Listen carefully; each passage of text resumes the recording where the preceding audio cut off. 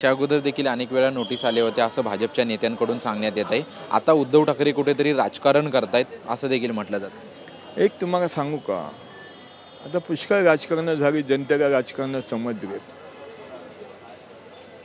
जनतेला हे राजकारण काय आहे ते समजलं, एवढंच तुम्हाला सांगतो। जास्त मला काय बघायची इच्छा नाही ह्या बाबतीत। आणि हे जुनं मंदिर आहे हो, नवीन मंदिर नाही आहे। आणि जुनं मंदिर तोडायची कोण हिंमत करत असेल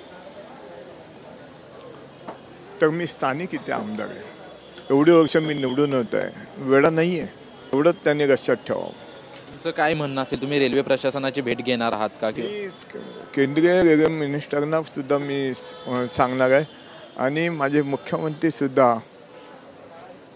देवेंद्रजी ह्या बाबतीमध्ये मंत्र्यांशी रेल्वे मंत्र्यांशी बोलतील। उद्धव ठाकरेंनी जी भूमिका घेतली त्या संदर्भात मग तुमचं काय नक्की एकंदरीत म्हणणं आहे? कारण आज ठाकरे गटाकडून आरतीचं देखील आयोजन करण्यात आले, संजय राऊत असतील। एवढंच सांगतो, मी बाळासाहेबांचा शिवसैनिक आहे। मी बीजेपी पक्षामध्ये असलो तर मी बाळासाहेबांचा शिवसैनिक आहे, एवढं मी सांगतो। बाकी मला काही सांगायची इच्छा नाही।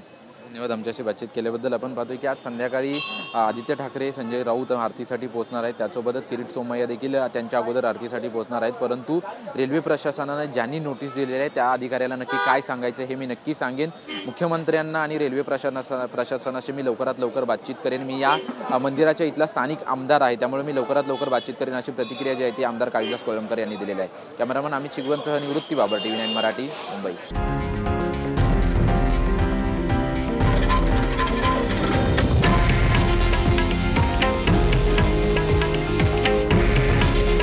हे आहे देशातील नंबर 1 न्यूज नेटवर्क आणि आपण पाहत आहात TV9 मराठी। काळजी तुमची, हित महाराष्ट्राचं।